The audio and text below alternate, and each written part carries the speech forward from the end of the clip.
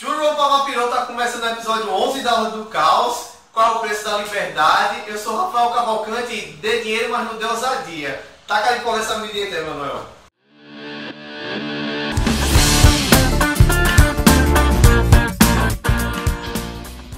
Bom, amiguinhos, a liberdade que a gente vai tratar nesse episódio não é a busca pela liberdade interior, que isso aqui não é o falar que eu te escuto, nem sessão do seu psicólogo, e nem como achar o nirvana interior, porque aqui é Iron Maiden. A gente vai falar sobre a liberdade social e política e como isso influencia a sociedade e o que isso tem a ver com você. Primeiramente, a pessoa desavisada podia pensar, bom, mas o que aconteceria se eu vivesse num mundo livre? Seria ruim? Bom, seria ruim pelo seguinte fato. Imagina que você vai para o centro da cidade, não tem sinalização, todo mundo pode pegar um carro sem nem ter nenhum treinamento. Eu não queria andar nessa rua, vou para casa da peste com vocês. Eu também não queria viver num mundo que as pessoas todas tivessem acesso às armas livremente, sem nenhum treinamento. A cada 15 minutos morre alguém por arma de fogo. E desses 2%, que daria a cada 3 horas, alguém morre por um acidente, por mau uso de arma de fogo. A pessoa atira em si mesmo, mata o próprio filho, mata a esposa, por não saber usar a arma. Ou até ele acaba atirando em si mesmo. Isso corresponde a quase 600 mortes por ano, por acidente, você não saber usar a arma. Então, é preciso regras para o convívio. Só que, o que acontece? Algumas pessoas usam das regras sociais para se manter o status quo, você manter o poder centralizado pelas pessoas.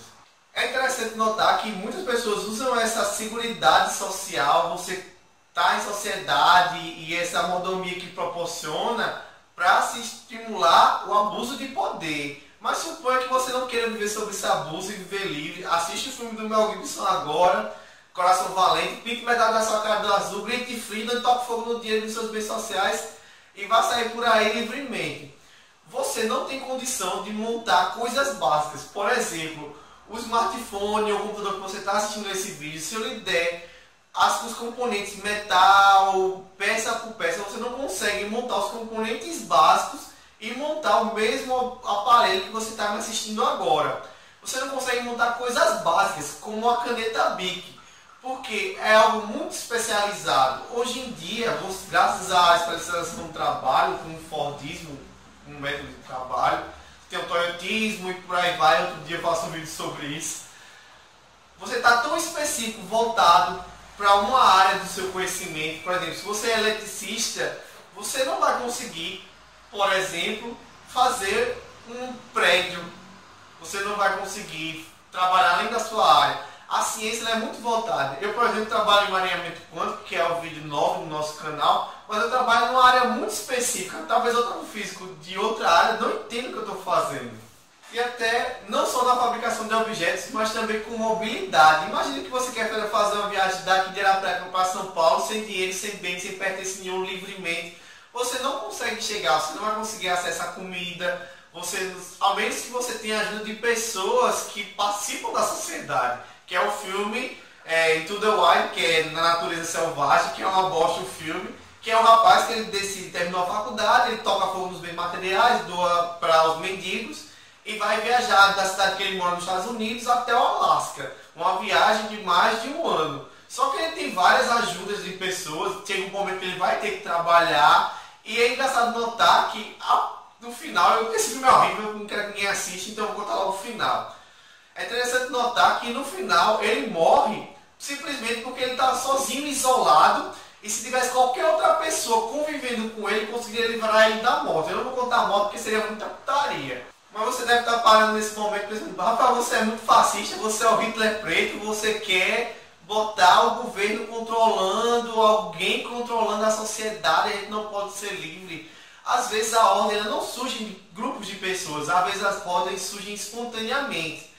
Assim como nos sistemas moleculares que você não vê nenhuma ordem, mas ele acaba espontaneamente seguindo um padrão, assim como existe a seleção natural, existe a ordem espontânea socialmente. Você nunca parou para pensar que às vezes você está várias pessoas esperando no local e elas normalmente montam uma fila sem que ninguém mande, Ou como é que as ruas da sua cidade sempre têm uma característica semelhante com as ruas de cidades diferentes? É porque antigamente as pessoas iam fazendo caminho pelo meio da floresta. Eu não estou falando de bairro controlado não, bairro construído.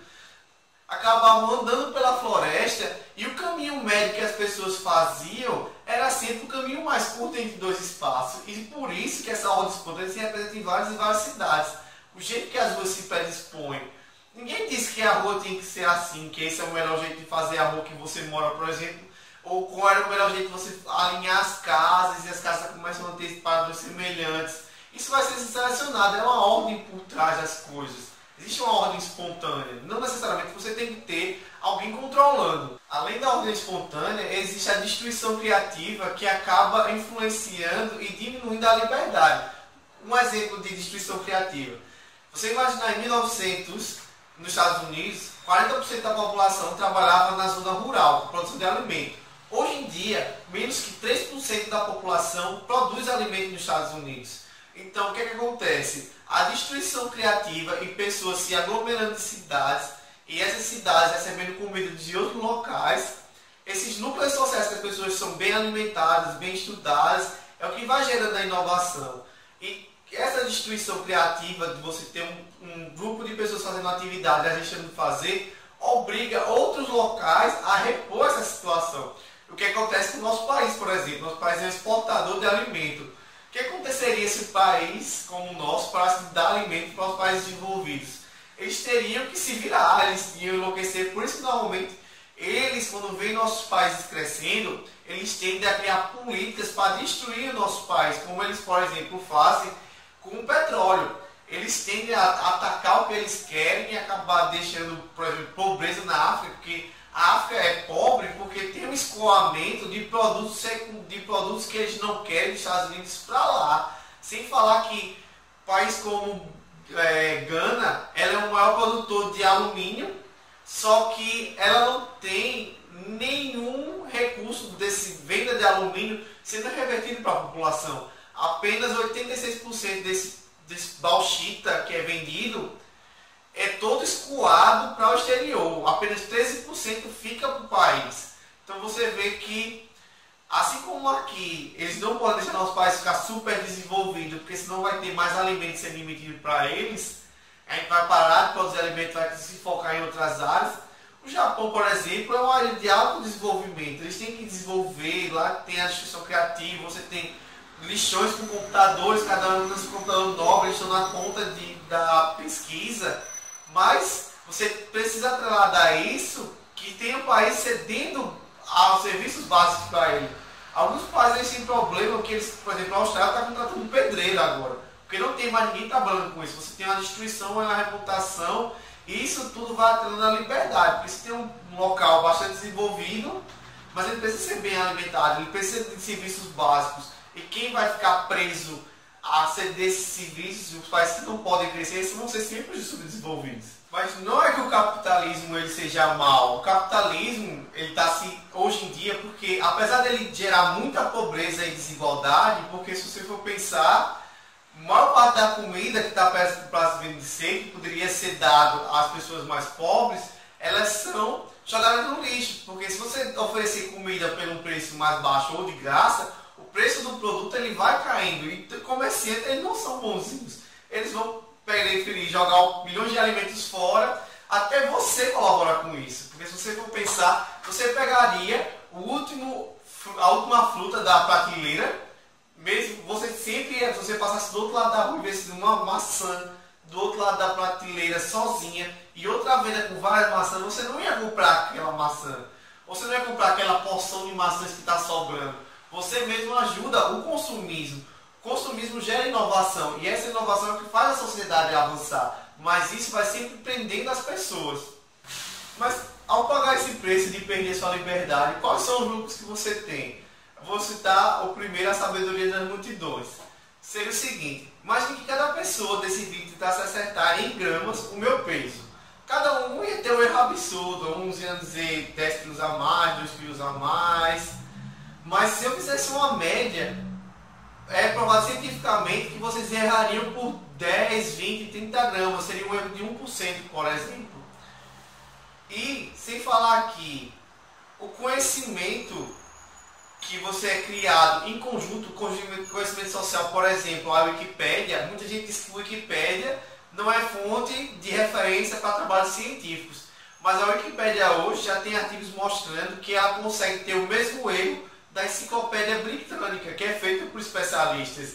Então é um conhecimento social que é construído a cada momento, apesar que tem umas partes lá que são realmente erradas, porque vem de com má fé, mas em média o erro associado a essas interações acaba corrigindo e você tem uma precisão bastante alta que nem especialistas às vezes conseguem ter. Um exemplo que a gente chama de ciência social. O que significa isso? É quando várias pessoas leigas começam a se unir na internet para resolver problemas de cunho muito específico. Por exemplo, algumas pessoas entraram no FICT e elas fizeram o seguinte: mesmo sem conhecimento de biologia celular, de como química orgânica, por exemplo, elas em 10 dias resolveram um problema de 15 anos. Elas conseguiram descobrir e ajudar como curar uma doença. Pessoas na internet respondendo perguntas. Existem pessoas na internet, que através da ciência cidadã, que elas ajudam biólogos a fotografar espécies e através disso, olhando as imagens na internet, pessoas leigas como você, elas vão ajudando a determinar o ciclo migratório de várias aves no local. Outra ajuda é o seguinte: muitas pessoas podem doar parte do seu, você pode doar parte do seu computador que você não está utilizando, a parte da memória de processamento que não está sendo usada agora, para que grupos científicos eles consigam trabalhar usando essa memória ociosa do seu computador. Para quem estiver interessado em colaborar em alguma área, mesmo que não seja específico, mas por ser curioso e ter vontade de ajudar, eu posso disponibilizar alguns sites. Você basta me perguntar, comentar aqui embaixo que tem interesse. Outra coisa interessante é como essa colaboração ela influencia no bem-estar social e no seu bem-estar como pessoa. Já fizeram pesquisas de grupos de pessoas que receberiam muito dinheiro, mas não iriam colaborar gratuitamente com um projeto, e pessoas que iriam colaborar com o projeto, mas receber quantias pequenas ao final, ou talvez não iriam receber. Foi medida a satisfação dessas pessoas que iriam receber muito, mas não estavam colaborando, e as pessoas que não receberiam nada estariam colaborando, e viram que a satisfação de você colaborar ela é muito maior para o seu bem-estar. Você viver socialmente e conseguir interagir é o que move canais de YouTube como o nosso, como Nerdologia, como vários outros grupos. E sem falar que quando você trabalha socialmente, você diminui problemas cardíacos, você também isolamento, problemas psicológicos. Então o ser humano ele tem uma forte tendência social. Muitas pessoas trabalham com ONG. Não é só o lado psicótico do capitalismo, malvadeza e tal, que todo mundo comenta. Pessoal, se você gostou do nosso vídeo sobre qual é o preço da liberdade, curtam e compartilhem no seu Facebook. E não deixem de tirar suas dúvidas comentando abaixo. Até a próxima, pessoal.